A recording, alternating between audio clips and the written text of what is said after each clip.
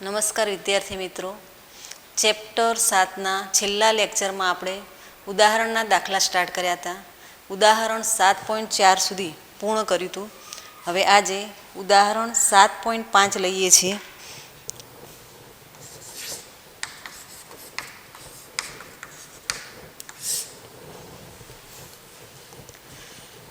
ઉદાહરણ 7.5માં રકમ આ પ્રમાણે છે. આકૃતિમાં દર્શાવ્યા મુજબ એક પ્રકાશીય બલ્બ અને એક ઓપન કોઇલ ઇન્ડક્ટરને એસી સ્રોત સાથે કળ દ્વારા જોડેલ છે. ટૂંકમાં એક બલ્બ છે, એક ઇન્ડક્ટર છે, એની સાથે શ્રેણીમાં કળ જોડી અને એસી પ્રાપ્તિ સ્થાન સાથે જોડ્યું છે. તો આ પરિસ્થિતિમાં આપણે ABC 3 જવાબ જોઈએ છે. પ્રથમ શું કહે છે કે કળ બંધ કર્યા પછી શરૂઆતમાં બલ્બ જોડીએ છીએ, ઇન્ડક્ટર જોડીએ છીએ, એસી પ્રાપ્તિ સ્થાન જોડીએ છીએ અને કળ ઓપન રાખીએ છીએ. હવે કળ બંધ કર્યા પછી થોડા સમય બાદ ઇન્ડક્ટરના અંદરના વિસ્તારમાં લોખંડનો સળિયો દાખલ કરવામાં આવતા પ્રકાશિત બલ્બની પ્રકાશિતતા A વધશે, B ઘટશે અને C કોઈ જ ફેરફાર નહીં થાય. તમારા જવાબ કારણ સહિત આપો. તો પ્રથમ આપણે એનો પરિપથ લઈ લઈએ.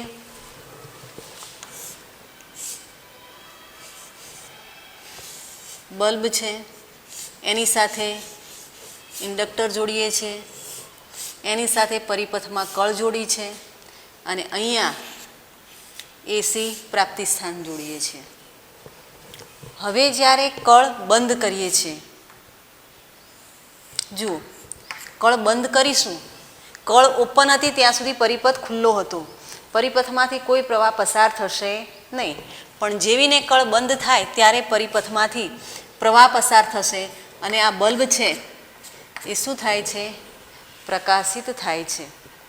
હવે પ્રશ્ન પૂછવામાં આવે છે કે ઇન્ડક્ટરની અંદર પ્રથમ આ સ્થિતિમાં ઇન્ડક્ટરની અંદર કોઈ જ માધ્યમ નથી, પણ હવે જો કળ બંધ કર્યા પછી થોડા સમય પછી ઇન્ડક્ટરની અંદર લોખંડનો ટુકડો મૂકી દેવામાં આવે તો શું પરિસ્થિતિ થાય?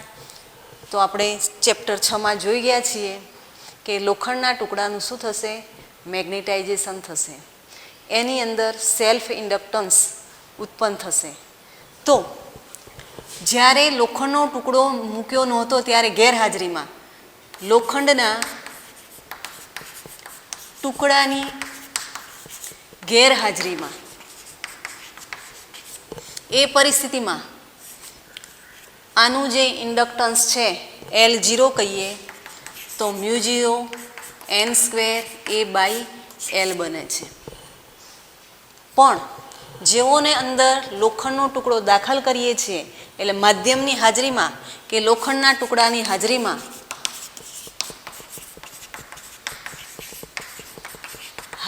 શું પરિસ્થિતિ થાય છે?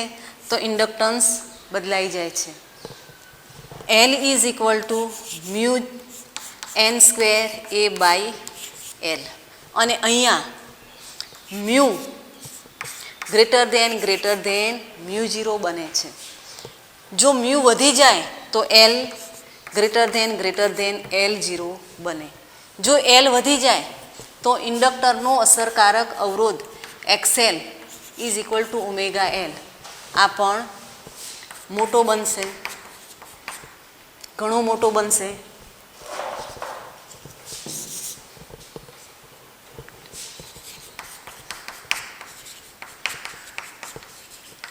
આ પરિસ્થિતિમાં તો અહીંયા જોઈએ તો બલ્બ છે, મીન્સ એને અવરોધ હોય એટલે R, આ છે L, RL શ્રેણી પરિપથ છે. આ પરિસ્થિતિમાં પસાર થતો પ્રવાહ જે IRMS હશે, જેને આપણે કેપિટલ I કહીએ તો ચાલે, I = આનો જે એસી પ્રાપ્તિ સ્થાનનો વોલ્ટેજ જે VRMS હોય એને આપણે V કહીએ છીએ અને ઇમ્પિડન્સ Z. તો V/R માટે R² + XL². હવે જોઈએ કે પ્રારંભમાં ગેરહાજરી હતી એ પરિસ્થિતિમાં XL નાના હતા એટલે કંઈક પ્રવાહ આપણને પ્રાપ્ત થતો હતો, બલ્બ પ્રકાશિત થતો હતો. પણ જ્યારે ઇન્ડક્ટરની અંદર લોખંડનો ટુકડો દાખલ કરીએ છીએ ત્યારે એનું આત્મપ્રેરકત્વ ગેરહાજરી કરતાં ઘણું જ વધી જાય. આત્મપ્રેરકત્વ વધી જાય તો ઇન્ડક્ટરનો અસરકારક અવરોધ ઇન્ડક્ટિવ રિએક્ટન્સ વધી જાય. ઇન્ડક્ટિવ રિએક્ટન્સ વધી જાય તો છેદ ભાગ વધી જાય છે, પ્રવાહ શું થાય છે? ઘટી જાય છે. અને પ્રવાહ ઘટશે એટલે અહીંયા અગાઉ બલ્બ જે પ્રકાશિતતા દર્શાવતો હતો એના કરતાં એની તીવ્રતામાં પ્રકાશિતતામાં અથવા તો બલ્બ કેવો થાય છે? ઝાંખો બને છે. તો I V/R² પ્લસ XL² સૂત્રમાં Z વત્તા I ઘટે છે માટે બલ્બ ઝાંખો થશે. ટોટલ અવરોધ વધી ગયો એટલે પ્રવાહ ઘટે, અને પ્રવાહ ઘટે તો બલ્બ શું બને છે? ઝાંખો બને છે. તો આ રીતે આનો જવાબ આપણે આપી શકીએ છીએ. ત્યાર પછી ઉદાહરણ 7.6 જોઈએ. 220 વોલ્ટ 50 હર્ટ્ઝ એસી સ્ત્રોત સાથે 200 ઓમનો અવરોધક અને 15 માઇક્રોફેરાડના કેપેસિટરની શ્રેણીમાં જોડવામાં આવે છે. એટલે એસી પ્રાપ્તિસ્થાન સાથે અવરોધ અને કેપેસિટરને જોડીએ છીએ. તો પરિપથમાં પ્રવાહ ગણો. એટલે પ્રવાહ શોધવો છે. એ પ્રવાહ કયો હશે? IRMS હશે. કેપિટલ I લખીશું તો ચાલશે. I શોધવું છે. વોલ્ટેજ કેટલા છે? તો પહેલાં આપણે પરિપથ બનાવી દઈએ. અવરોધ છે, કેપેસિટર છે અને એસી પ્રાપ્તિસ્થાન છે, જેનો વોલ્ટેજ 220 વોલ્ટ અને આવૃત્તિ 50 હર્ટ્ઝ છે.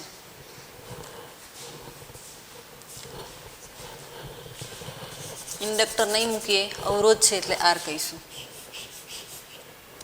R અને C. ચલો, R આપ્યા છે આપણને 200 ઓમ. R બરાબર 200 ઓમ. C આપ્યા છે 15 માઇક્રોફેરાડ. માઇક્રો છે એટલે આપણે એને SYમાં કન્વર્ટ કરી દઈશું 10⁻⁻6 ફેરાડ. તો પરિપથમાં પ્રવાહ I શોધવું છે. IRMS હશે, કેપિટલ I મૂકીએ છીએ. પ્રવાહ ગણો, અવરોધક અને કેપેસિટરના બે છેડા વચ્ચે વોલ્ટેજ શોધો. એટલે વોલ્ટેજ શોધવાનું છે, VRMS જ છે, પણ અવરોધ અને કેપેસિટર બંને માટે છે, અલગ અલગ લઈશું. ચાલો, ત્યાર પછી શું આ વોલ્ટેજનો બેઝિક સરવાળો સ્રોત વોલ્ટેજ કરતાં વધુ છે? જો હા તો આ વિસંગતતાનો ઉકેલ જણાવો. એ વસ્તુ પછી સમજીએ છીએ.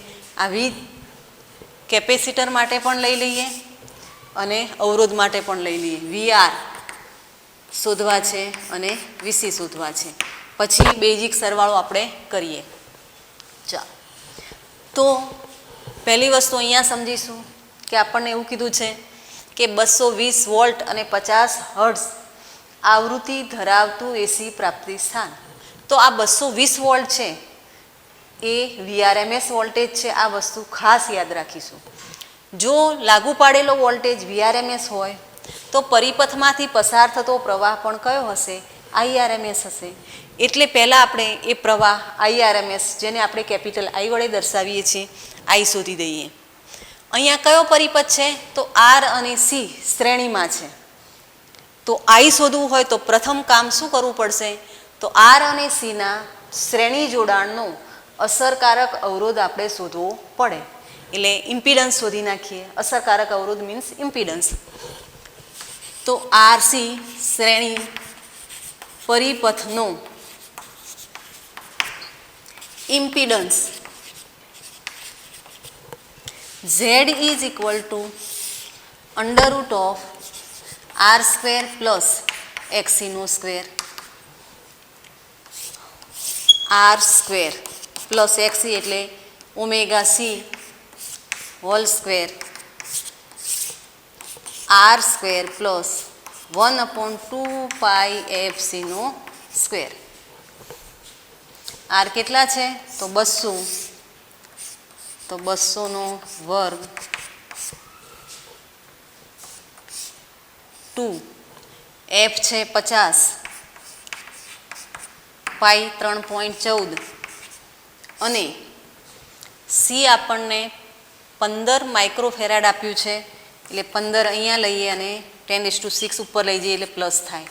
જો આમાં કેલ્ક્યુલેશનનું જ મહત્ત્વ છે. દાખલા એકદમ સરળ છે પણ ગણતરીની અંદર ક્યાંક મિસ્ટેક કરીએ તો જવાબ આવી શકતો નથી. એટલે ગણતરીમાં બહુ જ એક્યુરેસી રાખવી પડશે તો જ તમને સાચો જવાબ મળશે. બીજી વસ્તુ કે દરેક ગણતરી આપણે કેલ્સીની મદદથી કરવાની છે એટલે કેલ્સીનો પણ યોગ્ય રીતે ઉપયોગ કરીશું.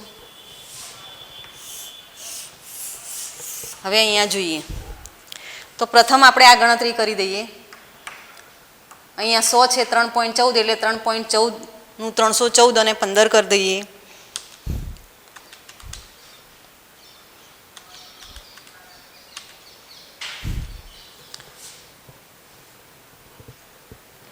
તો Z ઇઝ ઇક્વલ ટુ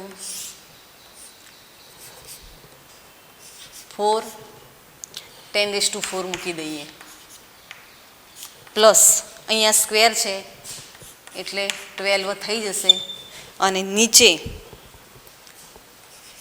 4710 એટલે ફરી પાછું એનો વર્ક કરવો પડશે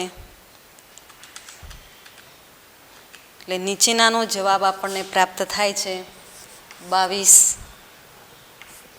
84 અને 100 આખું છે. Z બરાબર. હવે ફરી પાછું આનું સાદુરૂપ આપીએ છીએ આખા પદનું તો 4 10⁴ રાખીએ અહીંયા 2 મીંડા જવા દઈએ એટલે 10⁻10 થઈ જાય અને 1/22184 અને 10⁻10 છે. પછી એનું સોલ્યુશન કરીએ તો જવાબ આવે છે 4.5 10⁻6 બરાબર -6 થશે એટલે ઉપર જ તારે ઓકે. આનું અંશમાં જવાબ છે 4.5 10⁻6 અને અગાઉના આપણે 2 મીંડા કાઢ્યા પછી ગણતરીમાં 10⁻10 બાકી રાખ્યા હતા. જુઓ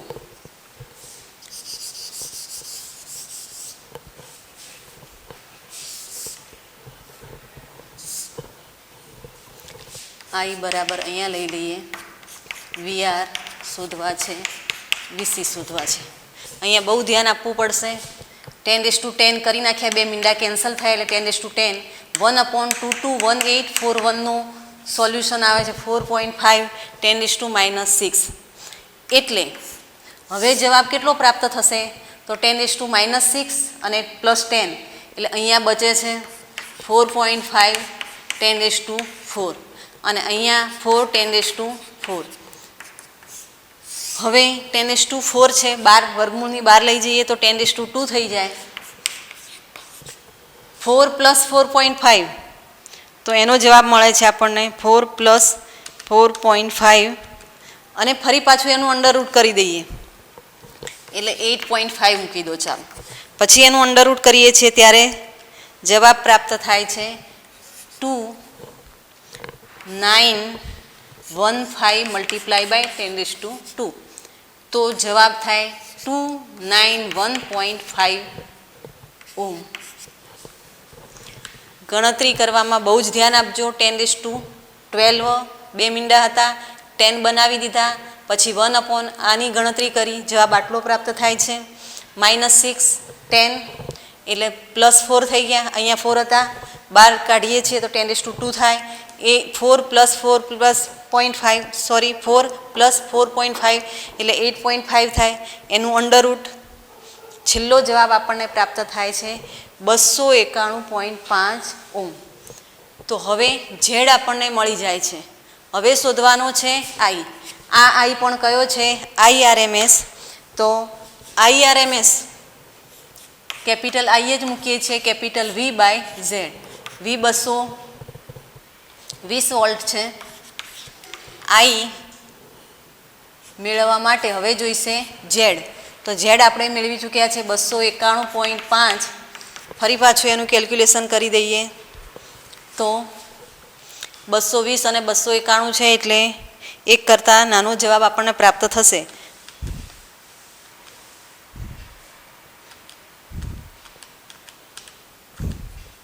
એટલે આપણને 0.7547 એમ્પિયર જવાબ મળે છે. હવે લઈએ VR અને VC. જુઓ, આપણને જે આઈ પ્રાપ્ત થયો એ આઈ પરિપથમાંથી પસાર થતો પ્રવાહ છે. અહીંયા જોઈએ તો શ્રેણી જોડાણ છે, અને શ્રેણી જોડાણ હોય તો પરિપથમાંથી પસાર થતો પ્રવાહ સમાન થાય. હવે કામ શું કરવાનું છે કે આ પ્રવાહ જ્યારે અવરોધમાંથી પસાર થાય ત્યારે અવરોધના બે છેડા વચ્ચે થતો વોલ્ટેજ ડ્રોપ, જેને આપણે VR કહીશું, VR ઇઝ ઇક્વલ ટુ શું થાય? તો IRMS ઇન્ટુ R થાય. એ જ પ્રવાહ કેપેસિટરમાંથી પણ પસાર થાય છે, અને કેપેસિટરમાંથી પસાર થતો હોય તો કેપેસિટરના બે છેડા વચ્ચે કેટલો વોલ્ટેજ ડ્રોપ થશે? એને આપણે VC કહીશું. VC ઇઝ ઇક્વલ ટુ શું થશે? તો IRMS ઇન્ટુ કેપેસિટરનો અસરકારક અવરોધ, જેને આપણે XC કહીએ છીએ. તો હવે આના બે છેડા વચ્ચેનો વોલ્ટેજ ડ્રોપ જે VR શોધવો છે આપણે, અને આના બે છેડા વચ્ચેનો વોલ્ટેજ ડ્રોપ જેને આપણે VC કહીએ છીએ, બંને શોધી દઈએ. તો VR ઇઝ ઇક્વલ ટુ પસાર થતો પ્રવાહ જે IRMS છે, કેપિટલ આઈ લઈએ છીએ, I into R. 0.7547 into R કેટલા છે? તો R 200 છે.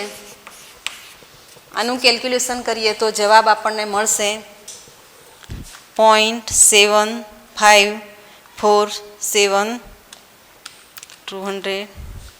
તો આપણને 150.94 વોલ્ટ પ્રાપ્ત થાય છે. એ જ રીતે VC. હવે VCની અંદર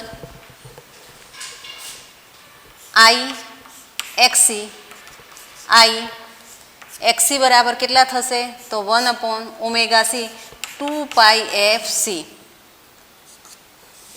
તો I કેટલા છે? 0.7547 અને 1/2πfc. એની ગણતરી આપણે અલગથી મૂકી નથી, કરી નાખીએ ફરી પાછી.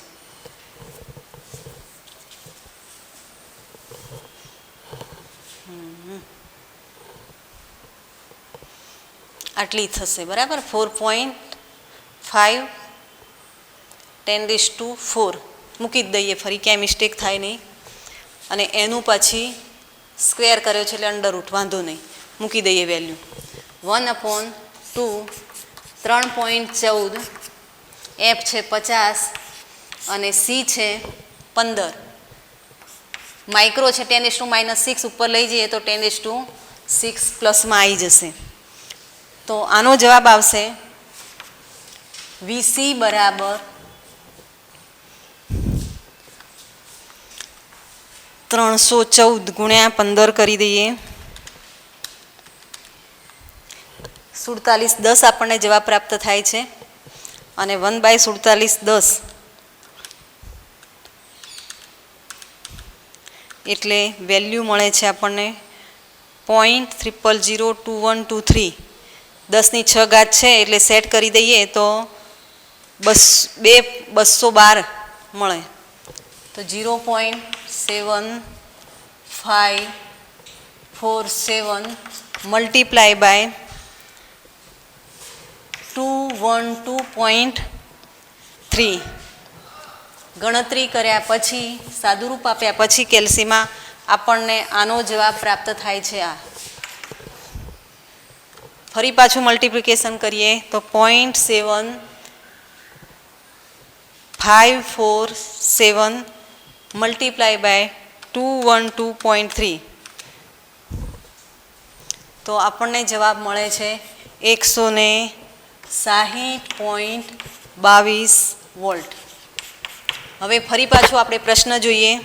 પ્રશ્નમાં આપણને એવું પૂછ્યું છે કે શું આ વોલ્ટેજનો બેઝિક સરવાળો સ્રોત વોલ્ટેજ કરતાં વધુ છે? બેઝિક સરવાળો આપણે સીધો સરવાળો કરી દઈએ તો બેઝિક સરવાળો પરિણામી વી કહીએ. પરિણામી વી બરાબર વીઆર પ્લસ વીસી. તો 150.94 પ્લસ 160.22 એટલે આપણને પ્રાપ્ત થશે 6, 11, 1 અને 11 અને 3 એટલે 311.16 વોલ્ટ મળે. ફરી એકવાર ચેક કરી દઈએ. 6 બરાબર છે 1 આવી ગયા, 10, 11 અને 15 ને 16, 31 311.16 વોલ્ટ પ્રાપ્ત થાય છે. હવે જોઈએ તો અહીંયા જોવું પડશે આપણને આવું કઈ રીતે શક્ય બને. લાગુ પાડેલ એસી વોલ્ટેજ 220 વોલ્ટ છે અને આપણને આ બંને ઉપર અવરોધના બે છેડા વચ્ચે ડ્રોપ થતો વોલ્ટેજ અને કેપેસિટરના બે છેડા વચ્ચે ડ્રોપ થતો વોલ્ટેજ એનો સરવાળો 311.16 વોલ્ટ પ્રાપ્ત થયો. તો આવું કદાપી શક્ય બને નહીં. તો આવું થવાનું કારણ શું છે? તો આપણે જે સરવાળો કરીએ છીએ એ સીધો સરવાળો છે, બેઝિક સરવાળો છે. વાસ્તવમાં થાય છે શું? તો અહીંયા લાગુ પાડેલો વોલ્ટેજ એ વીઆરએમએસ વોલ્ટેજ આપે છે.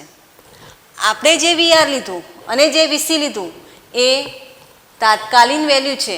આપણને ખ્યાલ છે કે V is equal to VR plus VC લખી શકીએ, પણ જે તે સમય માટેનું, જે તે સમયે ધારો કે ટી સમયનો વોલ્ટેજ હું કહું તો ટી સમયે પરિણામી વોલ્ટેજ વી બરાબર ટી સમયનો વીઆર પ્લસ ટી સમયનો વીસી બને. તો અહીંયા આગળ આપણે જે વેલ્યુ લીધું છે એ હકીકતમાં જો લાગુ પાડેલ વોલ્ટેજ વીઆરએમએસ હોય તો પરિપથમાંથી પસાર થતો પ્રવાહ આઈઆરએમએસ થાય. એટલે આપણને વોલ્ટેજનો ડિફરન્સ મળે છે. બીજી વસ્તુ એ પણ યાદ રાખીએ છીએ કે અવરોધ અને કેપેસિટર આ બંને એકબીજા સાથે 90 ડિગ્રીના કળા તફાવતમાં હોય છે અને કળામાં હોય ત્યારે અહીંયા આપણે જોયું છે કે વોલ્ટેજ અને પ્રવાહને આપણે ઘૂમતા સદિશ તરીકે લીધા છે. એટલે અહીંયા દર્શાવવા માટે આપણે પરિણામી વી શોધવા માટે આવો સીધો બેઝિક સરવાળો ચાલશે નહીં. સીધો બેઝિક સરવાળો કર્યો એટલે જ આપણને ડિફરન્ટ પ્રાપ્ત થાય છે. સીધો બેઝિક સરવાળો કરીએ છીએ એટલે જ આપણને ડિફરન્ટ પ્રાપ્ત થાય છે. વાસ્તવમાં અવરોધ અને કેપેસિટર એકબીજા સાથે 90 ડિગ્રીના કળા તફાવત સાથે હોય છે. એટલે પરિણામી શોધવા માટે આ રીતે આપણે જે પસંદ કરી છે એ સાચી છે નહીં. તો હવે આર અને સી શ્રેણીમાં જોડેલા હોય ત્યારે પરિણામી કઈ રીતે શોધીશું? તો આ રીતે શોધીએ છીએ કે અવરોધ માટે પ્રવાહ અને વોલ્ટેજ સમાન કળામાં હોય છે એટલે વીઆર આપણે અહીંયા દર્શાવી દઈશું. કેપેસિટર માટે જોઈએ તો કેપેસિટર માટે પ્રવાહ અને વોલ્ટેજ વચ્ચેનો કળા તફાવત π/2 જેટલો છે. એટલે જો વીઆરને આપણે અહીંયા બતાવીએ તો વીસીને આપણે એની સાથે 90 ડિગ્રીનો કોણ બનાવે એ રીતે એના કરતાં π/2 કળા ઓછી આપણે દર્શાવવી પડે. આ પ્રમાણે દર્શાવીશું. તો પછી આ બંનેનો પરિણામી ક્યાં પ્રાપ્ત થાય? બંનેની વચ્ચે. તો આ એક સદિશ સ્વરૂપ જ છે અને પરિણામી શોધવું હોય બંને વચ્ચેનો 90 ડિગ્રીનો ખૂણો હોય તો પાયથાગોરસનું પ્રમેય આપણે સીધું એપ્લાઇડ કરી શકીએ છીએ. પાયથાગોરસનું પ્રમેય એપ્લાઇડ કરીએ તો પરિણામી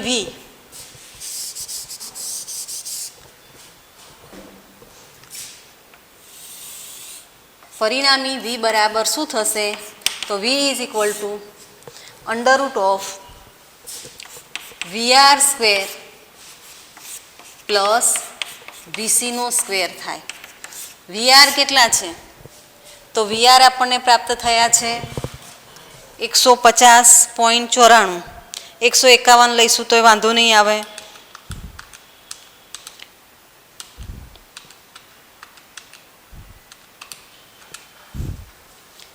તો આનો વર્ગ થાય છે 22,782.88 અને વીસીનો સ્ક્વેર, વીસી છે 160.22, એનો વર્ગ બને છે 25,67 અને 0.4 44 45 લઈશું તોય ચાલશે. 45.45 25,670.45.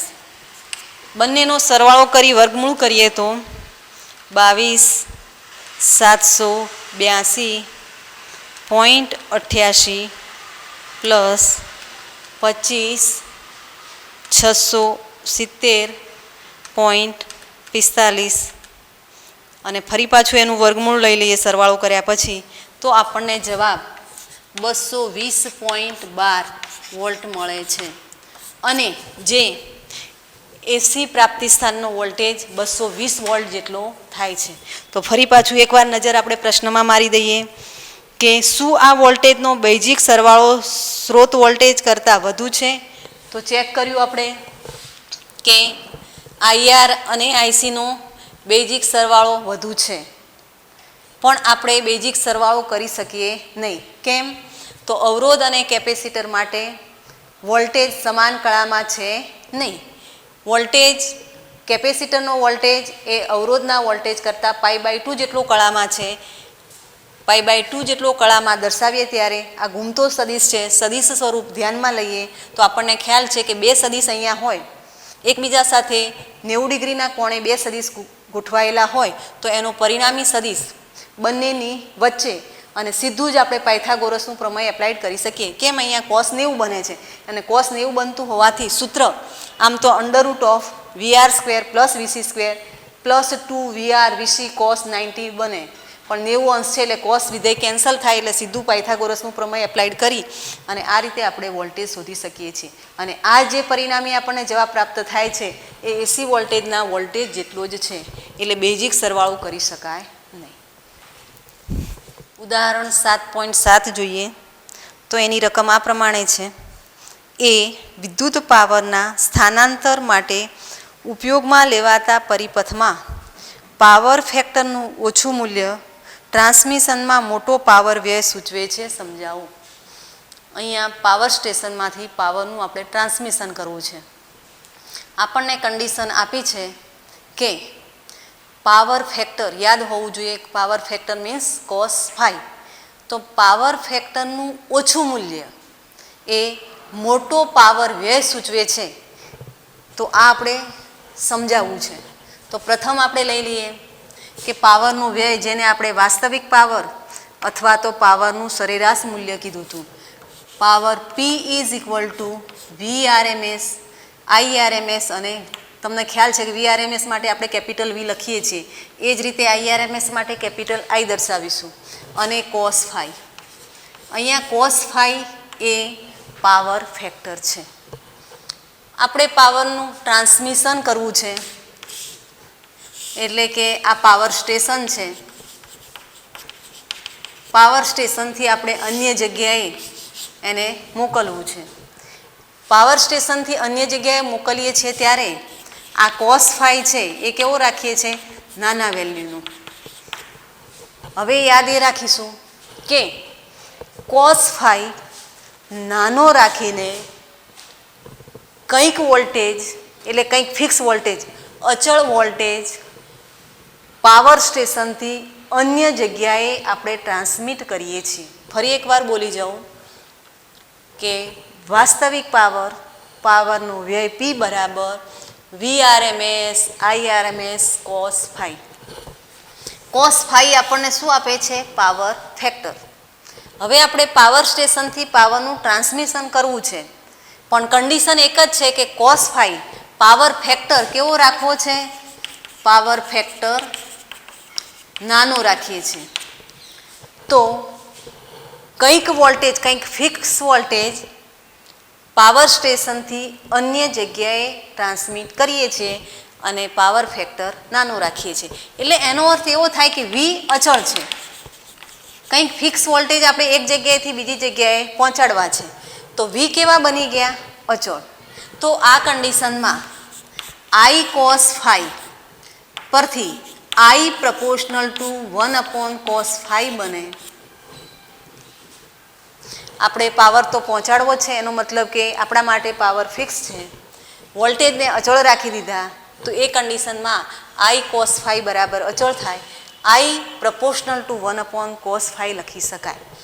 જો I proportional to 1/cos phi હોય અને cos phi નાના રાખીએ તો આ પરિસ્થિતિમાં cos phi નાના હોય તો I કેવું થશે? વધશે.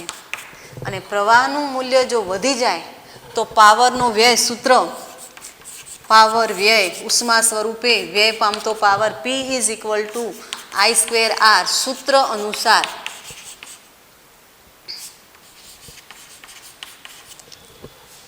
I વધશે એટલે I નો સ્ક્વેર, એટલે પાવરનો વ્યય શું થઈ જાય? સૂત્ર અનુસાર પાવરનો વ્યય વધે છે. તો અહીંયા વસ્તુ આપણને સમજાઈ જવી જોઈએ કે નાના પાવર ફેક્ટર દ્વારા જ્યારે પાવરનું ટ્રાન્સમિશન કરીએ છીએ ત્યારે એ પાવરનો વ્યય વધે છે. તો આપણે પાવરનું સૂત્ર લઈ લીધું. V ફિક્સ રાખીએ છીએ તો આ કન્ડિશનમાં પાવરનો વ્યય I અને cos phi પર આધાર રાખશે. I cos phi, I proportional to 1/cos phi, આને નાના બનાવીએ છીએ તો I વધશે. I વધી જાય તો પાવરનો વ્યય P બરાબર I² સૂત્ર અનુસાર પાવરનો વ્યય શું થાય છે? વધે છે. જે પ્રશ્ન આપણને સમજાવવાનો પૂછેલ છે. ત્યાર પછી બીમાં આપણને કહે છે કે પરિપથમાં યોગ્ય કેપેસિટન્સવાળા કેપેસિટરનો ઉપયોગ કરીને ઘણીવાર પાવર ફેક્ટરમાં સુધારો કરી શકાય છે. સમજાવો. હવે એકચ્યુઅલી આ જે છે આપણે એસી પરિપથ લીધો છે, જે સૂત્રો એપ્લાઇડ કર્યા છે એ એસી પરિપથના છે. હવે શું કરવાનું છે? યોગ્ય કેપેસિટન્સવાળું કેપેસિટર આપણે અંદર એડ કરીએ છીએ અને એ એડ કર્યા પછી પાવરનો જે વ્યય છે એ ઘટાડી શકાય. અહીંયા વસ્તુ ફિક્સ છે કે પાવરનો વ્યય ઘટાડવા માટે આપણે જે પાવર ફેક્ટર નાના હતા એ હવે મોટા બનાવી દઈએ, અને પાવર ફેક્ટર મોટા બનાવવા હોય તો cos phi વિધેય છે, એટલે મોટામાં મોટી કિંમત એની 1 થાય. એટલે આપણે એ 1 બનાવવાનો પ્રયત્ન કરીએ. એ પ્રયત્નમાં આપણને બુકમાં સ્પષ્ટ કીધું છે કે યોગ્ય કેપેસિટન્સ ધરાવતા કેપેસિટરને આપણે ગોઠવવું છે. તો હવે શું કરીશું? તો પહેલું આપણા મગજમાં ફિટ હોવું જોઈએ કે પાવર ફેક્ટર વધારવો છે. પાવર ફેક્ટર વધારવાના પ્રયત્નો આપણે કરીએ છીએ અને અહીંયા આપણે ફેઝરનો ઉપયોગ કરવો પડશે. એટલે ફેઝર જો અગાઉ લેક્ચરમાં સમજ્યા હશો તો જ તમને ખ્યાલ આવશે આ ઉદાહરણમાં. ચલો, એસી પરિપથ માટે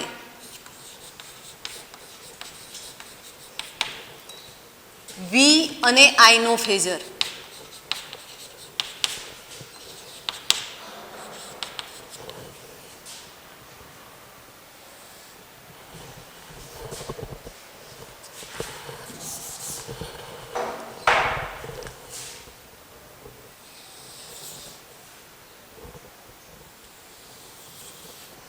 વીને આપણે આ રીતે લઈએ તો પ્રવાહ I એ વી કરતાં કળામાં ફાઈ જેટલો પાછળ છે. એટલે પ્રવાહનું ફેઝર મારે અહીંયા દર્શાવવું પડે. અગાઉ પણ તમને કીધું એ પ્રમાણે કે વોલ્ટેજ અને પ્રવાહ એ ઘૂમતા સદિશો છે, એટલે આપણે એને સદિશ તરીકે દર્શાવી શકીશું. ચાલો, હવે જો સદિશ તરીકે ગણીએ તો આ પરિસ્થિતિમાં પરિપથ દર્શાવવામાં થોડું સુટેબલ રહે, એટલે થોડોક ખૂણો ફાઈ આપણે મોટો લઈ લઈએ. ફાઈ છે. પ્રવાહ આઈ. કઈ રીતે દર્શાવ્યું? તો એસી પરિપથમાં વોલ્ટેજ કરતાં પ્રવાહ કળામાં ફાઈ જેટલો પાછળ છે. આપણે એન્ટી ક્લોકવાઇઝ જઈએ, ક્લોકવાઇઝ જઈએ તો ઘટાડો થાય અને એન્ટી ક્લોકવાઇઝ જઈએ તો વધારો થાય છે. હવે આ આઈના બે ઘટકો વિચારીએ. જો જે પ્રમાણે સદિશમાં આપણે લઈએ છીએ ને એ પ્રમાણે આના બે ઘટકો પરસ્પર લંબ. આમાંથી આ ઘટકને આપણે આઈ ક્યુ કહીએ અને આ ઘટકને આઈ પી કહીએ. તો પ્રવાહના બે ઘટકો છે એ આઈ ક્યુ એ વોટલેસ સૂચવે છે. પ્રવાહના એ ઘટક દ્વારા પાવરનો વ્યય શૂન્ય થઈ જાય છે એટલે આ ઘટક પ્રવાહનો વોટલેસ છે. આઈપી ઘટક એ વોલ્ટેજ અને પ્રવાહ શૂન્ય કળામાં ગોઠવાય છે. અહીંયા કળા તફાવત શૂન્ય થઈ જાય છે એટલે પાવરનો સપોર્ટ કરે છે. એટલે આ જે આઈનો ઘટક છે એને આપણે પાવર ઘટક કહીશું અને આઈના આ ઘટક આઈક્યુને વોટલેસ ઘટક કહીશું. વોટલેસ ઘટક અને પાવર ઘટક. પાવરને સપોર્ટ કરે છે, પાવર ઝીરો કરે છે. તો હાલની કન્ડિશનમાં આ પરિસ્થિતિ આપણે ગોઠવી. આપણો પ્રશ્ન એ છે કે P is equal to I V cos phi. આપણે ફાઈને મહત્તમ બનાવીએ અને ફાઈને મહત્તમ આપણે ક્યાં સુધી લઈ જવું છે? 1 બનાવવું છે. ફાઈને 1 બનાવવું હોય તો શું કરવું પડશે? તો કન્ડિશનમાં આપણને એવું કીધું છે કે યોગ્ય કેપેસિટન્સ ધરાવતા કેપેસિટરને જોડવું. હવે જ્યારે કેપેસિટર પરિપથમાં આવે છે ત્યારે આપણને ખ્યાલ હોવો જોઈએ કે કેપેસિટરનો વોલ્ટેજ અને પ્રવાહ એના સૂત્રો શું છે, એ બંને વચ્ચે કળા તફાવત શું છે.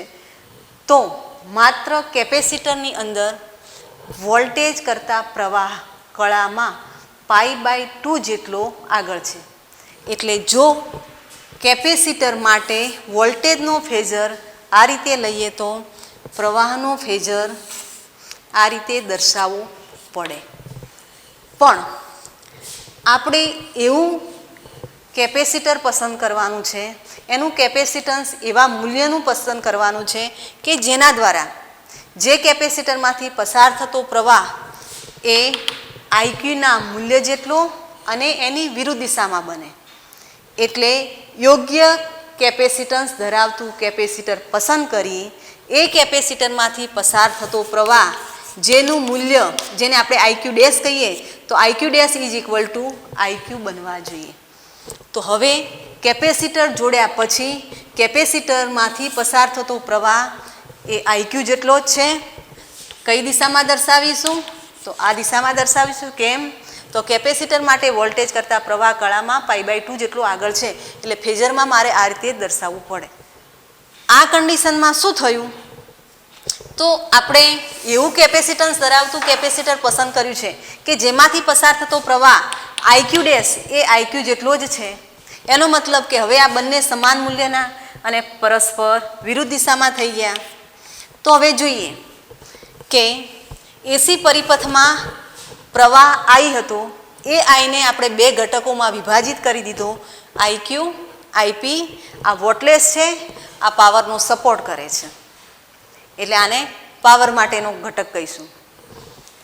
એ કર્યા પછી એવું કેપેસિટન્સ ધરાવતું કેપેસિટર જોઈન્ટ કર્યું કે જેમાંથી પસાર થતો પ્રવાહ આઈક્યુ ડેશ આઈક્યુ જેટલો જ બને અને એની દિશા આ દિશામાં હશે.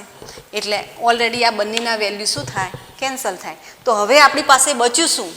તો હવે આઈનો એક ઘટક જે આઈપી એ વી જે દિશામાં, વીનો ફેઝર જે દિશામાં છે એ જ દિશામાં આઈપીનો ફેઝર બની ગયો. એનો અર્થ એવો થશે કે આપેલ પરિસ્થિતિ માટે વી અને આઈપી એક જ દિશામાં થઈ ગયા અને વી અને આઈપી એક જ દિશામાં હોય, વી અને આઈપી એક જ દિશામાં હોય તો બંને વચ્ચેનો કળા તફાવત ફાઈ ઇઝ ઇક્વલ ટુ શું થાય? 0 થાય. અને ફાઈ 0 થાય તો cos phi is equal to 1. જે પાવર ફેક્ટર આપણે મહત્તમ બનાવવો હતો, આપણને પ્રશ્ન એક જ હતો કે પાવર ફેક્ટર નાનો છે એટલે પાવરનો વ્યય વધુ થાય છે. જો પાવર ફેક્ટર વધારી દઈએ તો સામે જેટલો પાવર ફેક્ટર વધે છે એટલો P is equal to V I cos phi સૂત્ર અનુસાર આ વધશે. વી તો આપણા માટે ફિક્સ છે, આ વધશે તો આ શું થશે? ઘટે છે.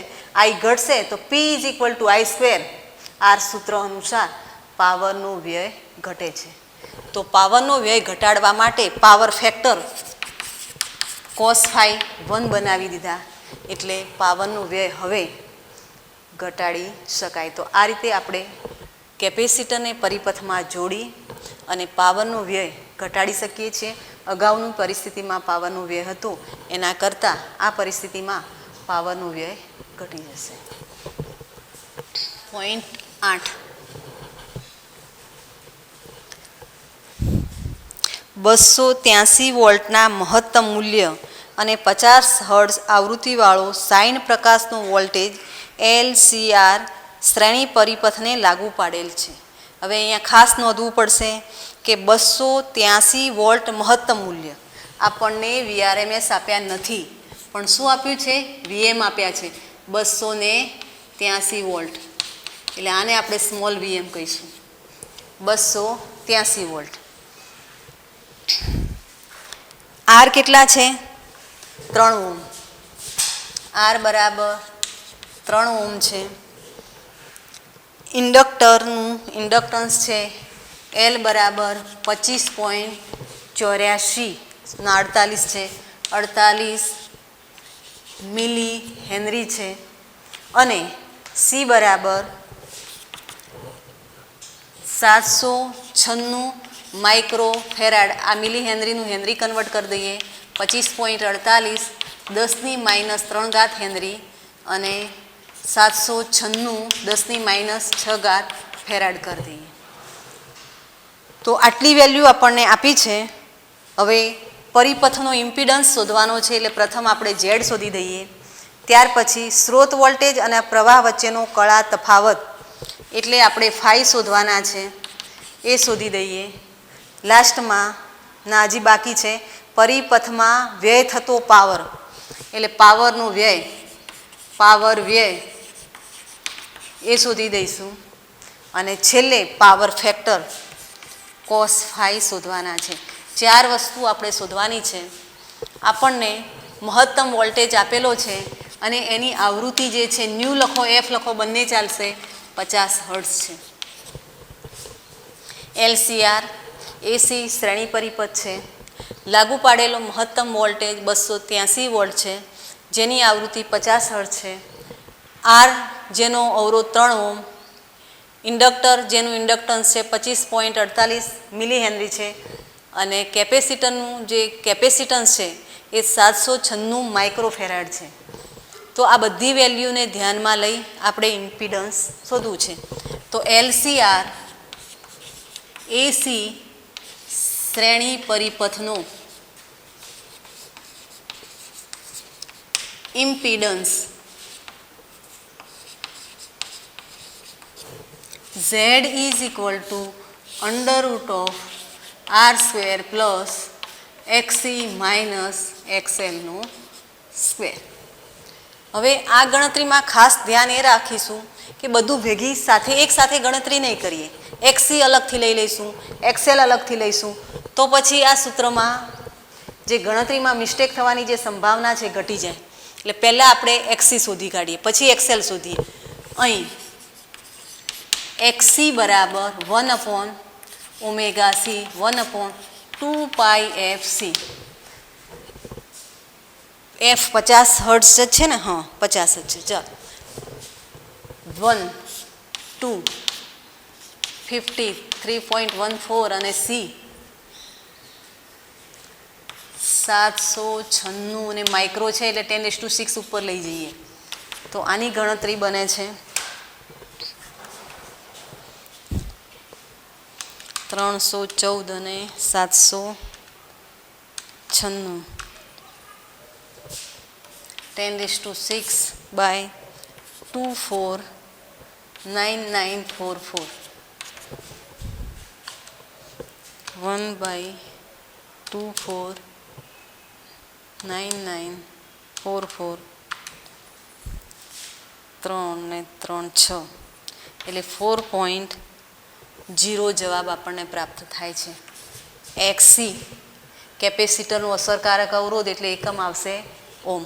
ખાસ યાદ રાખીશું, જે પણ જવાબ શોધીએ છીએ એની પાછળ એકમ લખવાનું રહી ન જાય એ ખાસ ધ્યાન આપીશું. હવે લઈએ XL. XL means omega C, omega L 2πfL.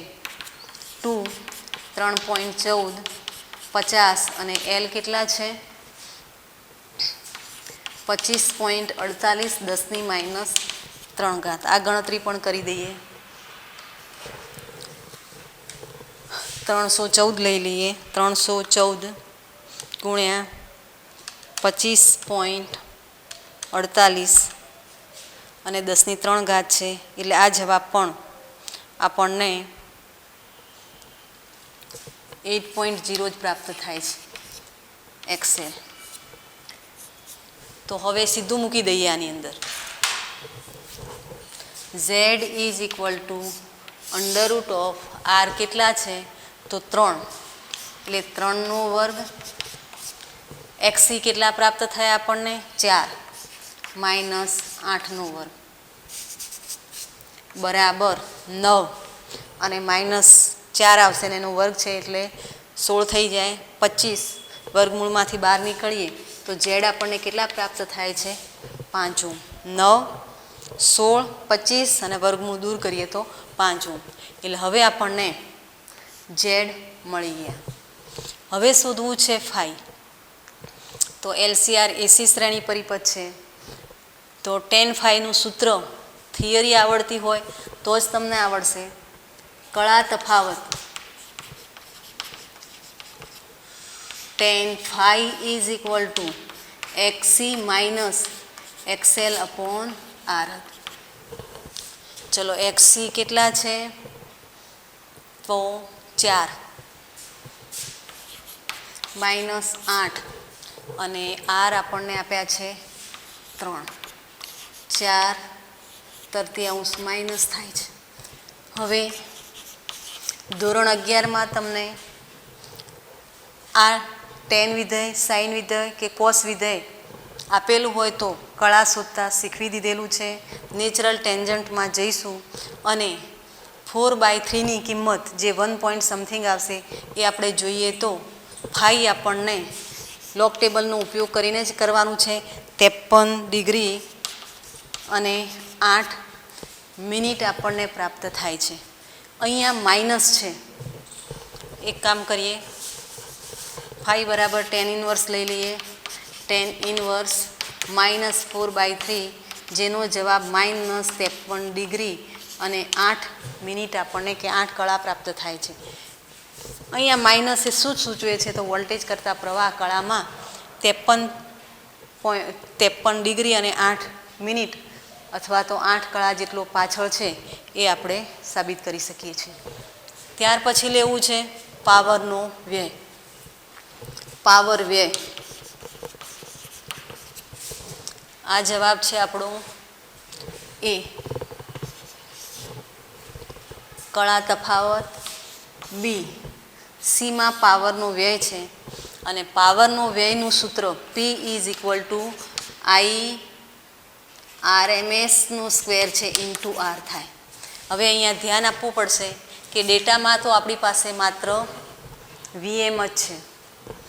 Power વ્યયમાં IRMS જોઈશે તો આપણને ખ્યાલ હોવો જોઈએ કે IRMS is equal to VRMS by Z થાય. એટલે ફરી પાછું IRMS નહીં શોધીએ અને આ સીધી ડેટાનો ઉપયોગ કરીશું તો ચાલશે. હજી આપણી પાસે VRMS નથી પણ VM છે. તો VM હોય તો VM અને VRMS વચ્ચે સંબંધ શું? તો VRMS is equal two VM upon √2 થાય. આ પણ થિયરીમાં તમને સમજાવી દીધું છે. તો જ્યાં IRMS છે ત્યાં VM બાય √2 ઇન્ટુ Z મૂકી શકાય. એટલે સીધું આપણે મૂકી દઈશું. IRMS શોધવાની કોઈ જ જરૂરિયાત છે નહીં. તો VM upon modulus of 2 into ઝેડનો સ્ક્વેર ઇન્ટુ R. હવે જોઈએ તો P ઇઝ ઇક્વલ ટુ VMનો square by 2 Z square into R. Value મૂકી દઈએ તો 283નો વર્ગ, પછી આર આપણને ડેટામાં આપ્યા છે 3, અહીંયા 2 અને ઝેડનો વર્ગ, ઝેડ આપણે મેળવ્યો છે 5નો વર્ગ. તો આનો જવાબ આપણને પ્રાપ્ત થશે. ગણતરી જોઈ લઈએ. 283 ગુણ્યા 3 ભાગ્યા 2 ભાગ્યા 25. તો આ આપણને જવાબ મળે છે 4805.34 વોટ. તો પાવરનો વ્યય P બરાબર 4805.34 વોટ મળે છે. લાસ્ટમાં cos phi શોધવું છે. હવે tan phi cos phi આ વસ્તુ પણ થિયરી વ્યવસ્થિત સમજ્યા હોય તો જ અલગથી એનો સાદો ફેજર દર્શાવીને પણ મેં સમજાવેલું છે. તો cos phi બરાબર સૂત્ર હતું R/Z. જો તમને યાદ આવતું હોય તો અહીંયા 5 હતું, અહીંયા Z હતું, અહીંયા R હતું, અહીંયા XC - XL હતું. તો cos phi R/ શું થાય? Z. આપણે phi નથી શોધવાના, ખાસ ધ્યાન રાખીશું. પાવર ફેક્ટર શોધવાનું છે. એટલે cos phi રાખીએ. R કેટલા છે? 3 અને Z છે 5. તો cos phi આપણને કેટલો મળે છે? 0.6. એને કોઈ એકમ હોતો નથી. તો આ રીતે 4 જવાબ આપણે મેળવ્યા. પરિપથનો ઇમ્પિડન્સ જે આપણને 5 ઓહ્મ પ્રાપ્ત થાય છે. પછી કળા તફાવત આપણને -53 ડિગ્રી 8 મિનિટ છે. માઇનસ શું સૂચવે છે? તો વોલ્ટેજ કરતાં પ્રવાહ કળામાં પાછળ છે, આટલો પાછળ બનશે. પાવરનો વ્યય તો એ પ્રાપ્ત થાય છે 4805.34 અને લાસ્ટમાં પાવર ફેક્ટર cos phi બરાબર 0.6. ત્યાર પછી આગળનું ઉદાહરણ જોઈએ તો 7.9 જોઈએ. ધારો કે ઉપરના ઉદાહરણમાં સ્રોતની આવૃત્તિ બદલી શકાય છે, તો એ અનુનાદની સ્થિતિએ સ્રોતની આવૃત્તિ કેટલી હશે? તો અનુનાદની સ્થિતિમાં સ્રોતની આવૃત્તિ આપણે શોધવી છે. ઉદાહરણ 7.8માં જે ડેટા હતી એ જ આપણે વાપરવી પડશે. એટલે ફરી પાછી એની એ જ ડેટા આપણે મૂકી દઈએ. પછી બીજો પ્રશ્ન છે કે અનુનાદની સ્થિતિએ ઇમ્પિડન્સ, પ્રવાહ અને વ્યય થતા પાવરની ગણતરી કરો. એટલે આપણે પ્રથમ શોધવું છે F શોધવું છે, અનુનાદ આવૃત્તિ. F કહીશું તોય ચાલશે, ન્યૂ લખીશું તો પણ ચાલશે. ત્યાર પછી આ બધી જ વસ્તુ અનુનાદ માટે શોધવાની છે. અનુનાદ માટે F શોધવા છે. ત્યાર પછી ઇમ્પિડન્સ Z, પ્રવાહ I અને છેલ્લે પાવર વ્યય, એટલે વ્યય પામતો પાવર P. હવે આપણને અગાઉ VM આપ્યા હતા. VM હતા ઉદાહરણ 7.8માંથી જ આપણે લેવી પડશે ડેટા. એટલે ફરી નોંધ કરી દઈએ. 283 વોલ્ટ છે. C છે 796 માઇક્રોફેરાડ છે, એટલે 10⁻⁻6 F લખી દઈએ. L છે 25.48 મિલી હેનરી છે, એટલે 10⁻³ લઈ લઈએ. જો કે અનુનાદની સ્થિતિમાં આની જરૂરિયાત નથી, પણ ડેટા મૂકી દઈએ એકવાર. R બરાબર 3 ઓહ્મ. તો આ પરિસ્થિતિમાં આપણે હવે એક પછી એક જવાબ મેળવીએ. તો સૌપ્રથમ આપણે અનુનાદ આવૃત્તિ શોધવી છે. તો અનુનાદ આવૃત્તિનું સૂત્ર તમને ખ્યાલ છે, ω0 = 1/√LC. તો F0 બરાબર 1/2π√LC. 3.14 અંડરરૂટની અંદર આવશે. L કેટલા છે? 25.48 10⁻³ અને C છે 796.10⁻⁶. ગણતરી જોઈ લઈએ તો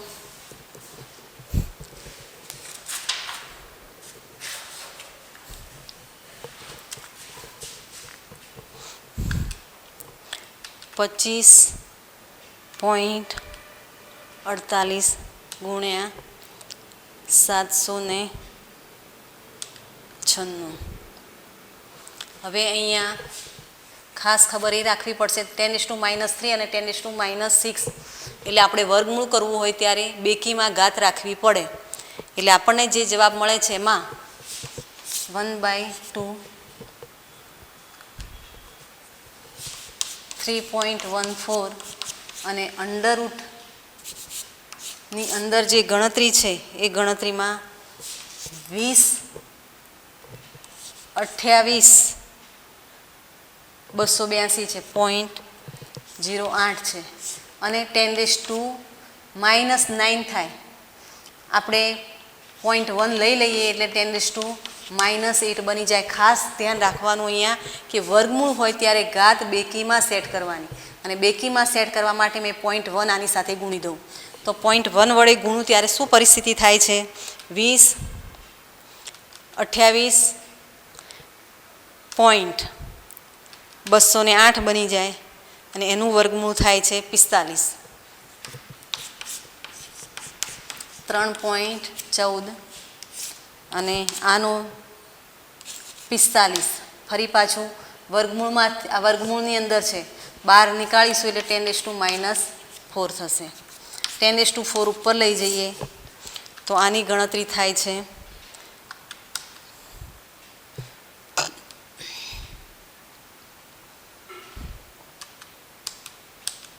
90/3.14. 4 પોઈન્ટ કાઢીએ તો 35.38 જેવો જવાબ આવે છે.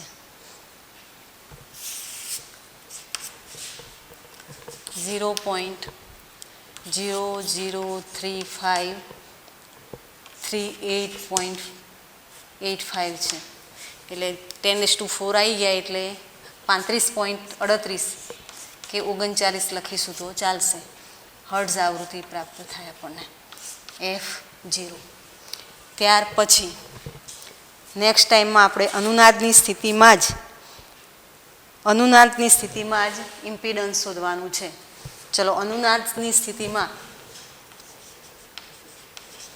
અનુનાદ માટે ઇમ્પિડન્સનું સૂત્ર આપણને ખ્યાલ છે કે ઇમ્પિડન્સ Z બરાબર LCR AC શ્રેણી પરિપથ જ છે.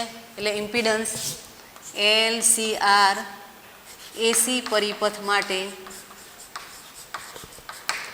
Z બરાબર √R² plus XC minus XL whole square થાય. પણ અનુનાદની સ્થિતિમાં આ ભાગ શું થઈ જાય? કારણ કે અનુનાદમાં XC બરાબર XL થાય છે એટલે 0 થાય. તો Z બરાબર આપણને શું પ્રાપ્ત થશે? R² અને એનું રૂટ એટલે Z બરાબર R થાય. R આપણને કેટલા આપેલા છે? તો R બરાબર 3 ઓહ્મ આપેલા છે. એટલે અનુનાદની સ્થિતિમાં ઇમ્પિડન્સ Z બરાબર 3 ઓહ્મ થયું. આ આપણો જવાબ એ હતો. આ જવાબ છે બી. સીમાં આપણને કીધું છે સીમા પ્રવાહ I શોધવાનું કીધું છે. આ પણ યાદ રાખીશું કે અનુનાદની સ્થિતિમાં જ શોધવાનું છે. તો પ્રવાહ I ઇઝ ઇક્વલ ટુ, હવે આ પ્રવાહ કયો હશે? IRMS હશે. આપણને વોલ્ટેજ કયા આપ્યા છે? VM આપ્યા છે. તો પ્રથમ આપણે VMનું VRMS કર્યા સિવાય સીધું જ VM/√2 કરી દઈએ. આ IRMS છે, આ VM/√2 કરું એટલે VRMS થઈ ગયું. I બરાબર V/R બનશે, Z બને, પણ એકચ્યુઅલી Z બરાબર R આપણે સાબિત કરી ચૂક્યા છીએ. એટલે હવે અહીંયા શું લખીશું? I is equal two VM/√2. Z મૂકીએ પણ Z બરાબર R છે તો મૂકી દઈએ વેલ્યુ. તો VM 283 √2 અને R કેટલા છે? 3 ઓહ્મ. તો પ્રવાહ જે IRMS છે આપણને પ્રાપ્ત થશે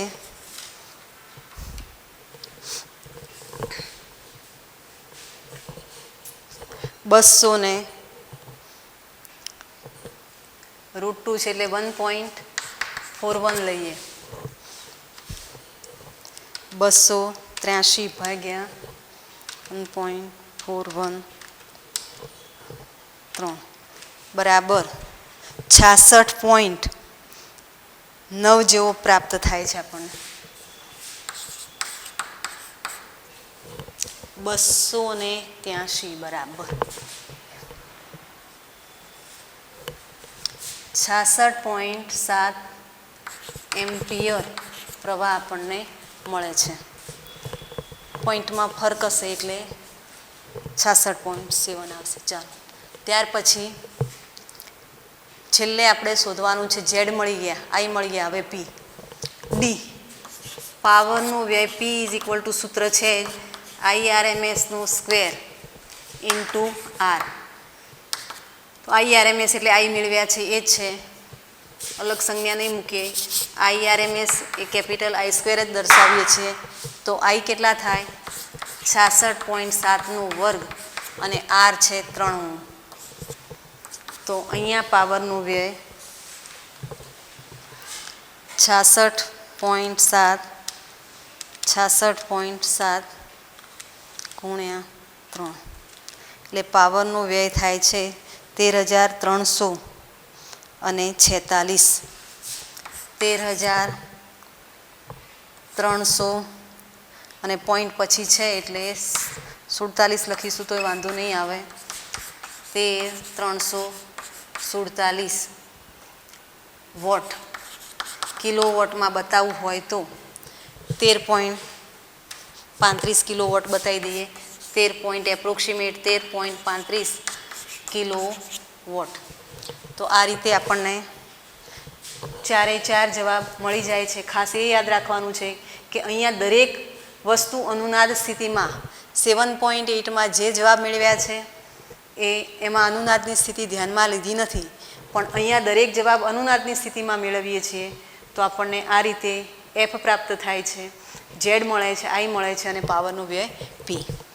ત્યાર પછી ઉદાહરણ 7.10 જોઈએ તો 10ની રકમ આ પ્રમાણે છે. કોઈ એરપોર્ટ પર સુરક્ષાના કારણોસર મેટલ ડિટેક્ટરના દરવાજામાંથી એક વ્યક્તિ પસાર થાય છે. જો તેણીના પાસે કોઈ ધાતુની બનેલી કોઈ વસ્તુ હોય તો મેટલ ડિટેક્ટર ધ્વનિ ઉત્સર્જિત કરે છે. આ ડિટેક્ટર કયા સિદ્ધાંત પર કાર્ય કરે છે? તો અહીંયા એકચ્યુઅલી આપણે પ્રશ્નોનો જવાબ જ આપવાનો છે. તો મેટલ ડિટેક્ટરની અંદર અહીંયા જે એનો જે ગેટ બનાવ્યો છે સુરક્ષા માટેનો, મેટલ ડિટેક્ટરનો જે દરવાજો છે એ દરવાજાની અંદર ઘણી મોટી સંખ્યાના આંટા ધરાવતું ઇન્ડક્ટર અને એની સાથે કેપેસિટરને લીધું છે. આ એલસી સાથે એસી પ્રાપ્તિ સ્થાન, એસી વોલ્ટેજ અનુનાદની સ્થિતિમાં હોય છે. ખાસ અહીંયા જોઈએ, અહીંયા નોંધી કાઢીએ કે મોટા આંટા ધરાવતા, ઘણા જ વધારે આંટા ધરાવતું ઇન્ડક્ટર, એની સાથે કેપેસિટર, અને આ ઇન્ડક્ટર અને કેપેસિટરને શ્રેણીમાં લઈ અને એની સાથે જે એસી વોલ્ટેજ છે એ અનુનાદની સ્થિતિમાં રહે એ રીતનો પરિપથ જોડેલો છે. એટલે એલ સી એસી વોલ્ટેજ પ્રાપ્તિ સ્થાન સાથે અનુનાદની સ્થિતિમાં છે.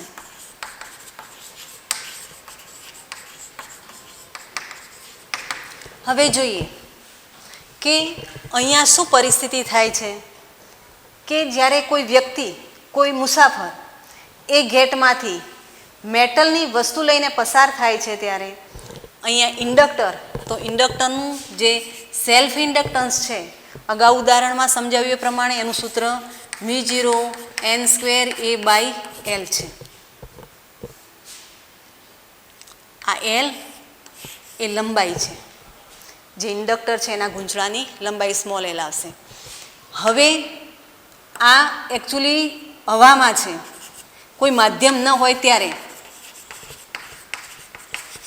પણ જ્યારે મુસાફર મેટલનો સળિયો લઈને પસાર થાય છે ત્યારે મેટલનું માધ્યમ એડ થાય છે. એટલે માધ્યમમાં અગાઉ જોયું એ પ્રમાણે L mu N square A by L બની જાય. આપણને ખ્યાલ છે કે મ્યુ 0 કરતાં મ્યુ ઘણા જ મોટા છે, એટલે મ્યુ ગ્રેટર ધેન મ્યુ 0 થાય. જો મ્યુ ઘણા મોટા હોય તો એવી કન્ડિશનમાં L0 કરતાં implies L greater than L0. જો L ઘણા વધી જાય તો omega L greater than omega L0. એટલે કે પરિપથનો અસરકારક અવરોધ I = V અપોન RC છે ને, એટલે આપણે લઈએ XC અને XL. તો એ પરિસ્થિતિમાં પરિપથનો અસરકારક અવરોધ અહીંયા જોઈએ ઓમેગા L ગ્રેટર ધેન એટલે કે ગેરહાજરીમાં મેટલ લીધા વગર પસાર થાય એના કરતાં મેટલ લઈને પસાર થાય એ પરિસ્થિતિમાં ઓમેગા L વધી જાય છે. એટલે આની અસર સીધી જ પ્રવાહ I બરાબર V અપોન Z ઉપર થાય. એટલે પ્રવાહમાં ફેરફાર થાય છે અને પ્રવાહમાં થતો ફેરફાર એ પરિપથને જાણ થઈ જાય છે. એટલે તરત જ બીપ બીપ એવો અવાજ થાય છે. એટલે જ્યારે કોઈ પણ મુસાફર આવી મેટલની વસ્તુ લઈને એમાંથી પસાર થાય તો એમાં એક્સ્ટ્રા આવો વોઇસ સંભળાતો હોય છે. અને એ એક્સ્ટ્રા વોઇસ સંભળાવવાનું રીઝન આ જ છે કે પસાર થતો પ્રવાહ બદલાઈ જાય એટલે એની જાણ પરિપથને થાય એટલે તરત જ બીપ બીપ જેવો અવાજ મળે છે. ત્યાર પછી ઉદાહરણ 7.11 લાસ્ટમાં છેલ્લું ઉદાહરણ 7.11 જોઈએ. અગત્યનું ઉદાહરણ છે. દર્શાવો કે એલસી પરિપથના મુક્ત દોલનોમાં કેપેસિટર અને ઇન્ડક્ટરમાં કોઈ પણ સમયે સંગ્રહિત ઉર્જાનો સરવાળો અચળ હોય છે. કોઈ પણ સમયે કેપેસિટરમાં સંગ્રહિત થતી ઉર્જા અને ઇન્ડક્ટરમાં સંગ્રહિત થતી ઉર્જાનો સરવાળો અચળ દર્શાવવો છે. તો પહેલાં આપણે સમજીએ કે ધારો કે ફૂલ્લી ચાર્જ થયેલું કેપેસિટર છે, એટલે કે T બરાબર 0 સમયે કેપેસિટર પરનો વીજભાર Q0 કે QM લઈશું તો ચાલે, બરાબર. T બરાબર 0 સમયે કેપેસિટર પરનો વીજભાર Q0 છે. હવે કેપેસિટર ફૂલ્લી ચાર્જ છે, એની પાસે વિદ્યુત ઉર્જા મહત્તમ હશે. જ્યારે કેપેસિટરને ઇન્ડક્ટર સાથે જોડીએ છીએ એટલે T બરાબર 0 સમય પછી ધીમે ધીમે એ વીજભાર ઘટવા લાગે છે. એટલે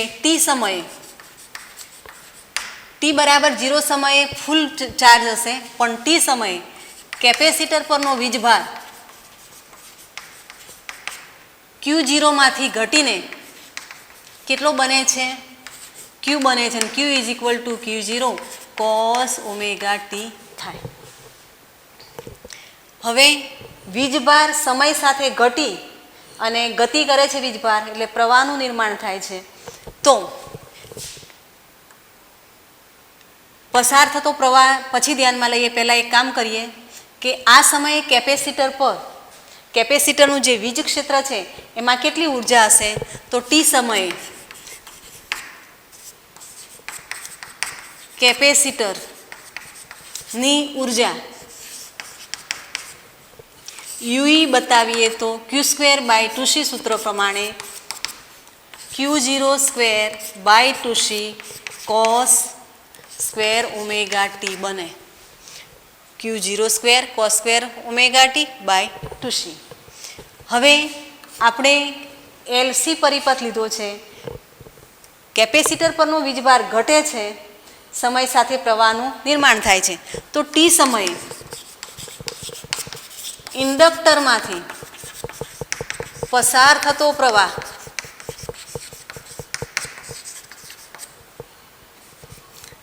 I = dq/dt. Q આપણી પાસે છે Q0 cos ઓમેગા T. જુઓ Q0 અચળ છે. હવે આપણે Qનું Tની સાપેક્ષ વિકલન કરીએ છીએ તો Q0 અચળ છે. cos ઓમેગા Tનું વિકલન થશે -sin ઓમેગા T અને ઓમેગા Tનું થાય છે ઓમેગા. Q0 અચળ, કોસનું માઇનસ સાઇન ઓમેગા ટી અને સાઇન ઓમેગા ટીનું ઓમેગા બને. તો ટી સમયે ઇન્ડક્ટરમાંથી પસાર થતો પ્રવાહ I બરાબર minus Q0 omega sine omega T થશે. પણ અહીંયા આપણે એક સંબંધ એ પણ વાપરવાનો છે કે ઓમેગાનો સ્ક્વેર બરાબર શું છે? સૂત્ર અંડરરૂટ ઓફ ઓમેગા સ્ક્વેર લઈએ તો 1/LC થાય. હવે એક કામ એ કરી દઈએ કે ઇન્ડક્ટરમાંથી પ્રવાહ પસાર થતાં ઇન્ડક્ટરની અંદર ચુંબકીય ક્ષેત્ર ઉત્પન્ન થાય છે અને ચુંબકીય ક્ષેત્રની અંદર સંગ્રહાતી ઉર્જા તો ટી સમયે ઇન્ડક્ટરમાં સંગ્રહિત ઉર્જાનું સૂત્ર યાદ હોવું જોઈએ. UB is equal two half LI² બને છે. તો UB બરાબર હાફ L અને I આપણે કેટલા મેળવ્યા છે? Minus Q0 omega sine omega T. એનો સ્ક્વેર કરીએ તો Q0નો સ્ક્વેર ઓમેગા સ્ક્વેર અને સાઇન સ્ક્વેર ઓમેગા ટી. હમણાં મેં દર્શાવ્યું એ પ્રમાણે આપણે ઓમેગા જાણીએ છીએ, પણ ઓમેગાનો સ્ક્વેર બરાબર સૂત્ર શું છે? 1/LC. માટે UB બરાબર 1/2L. હવે Q0 આ સાઈડ લઈ જઈએ, સાઇન સ્ક્વેર ઓમેગા ટી અને ઓમેગા સ્ક્વેરના સ્થાને શું મૂકી દઈએ? 1/LC. LL કેન્સલ થાય તો 1/2C Q0નો square sine square omega t બને. માટે ટી સમયે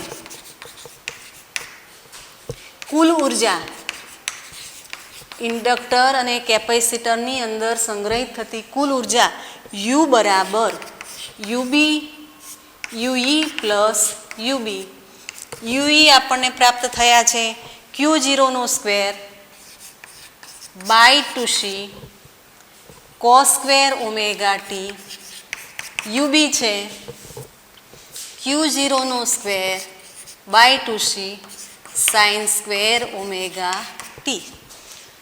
તો Q0નો સ્ક્વેર 2C કોમન નીકાળીએ તો cos square omega t plus sine square omega t બરાબર Q0નો સ્ક્વેર બાય 2C. તમે જુઓ તો અહીંયા આગળ Q0 ટી બરાબર 0 સમયે કેપેસિટર પરનું વીજભાર જે અચળ છે, એ જ રીતે નીચે C આવે છે કેપેસિટરનું કેપેસિટન્સ. એટલે આ જે કુલ ઉર્જા છે એમાં સમયનું વિધેય આવતું નથી, સાઇન કે કોસાઇન આવતું નથી. એટલે આ વેલ્યુ જે છે એ વેલ્યુ કેવી કહેવાશે? અચળ. તો ટી સમયે કેપેસિટરમાં સંગ્રહિત થતી ઉર્જા ટી સમયે ઇન્ડક્ટરમાં સંગ્રહિત થતી ઉર્જા અને એનો કુલ સરવાળો એ સમય પર આધારિત ન હોવાથી અચળ છે એમ આપણે સાબિત કરી શકીશું. તો આ ઉદાહરણ અગત્યનું છે, આ રીતે સમજી લઈએ. હવે આ ચેપ્ટરના ઉદાહરણના દાખલા પૂર્ણ થાય છે. હવે માત્ર સ્વાધ્યાયના બાકી છે અને સ્વાધ્યાયના દાખલા ખૂબ જ સરળ છે, એ હવે પછીના લેક્ચરમાં લઈશું.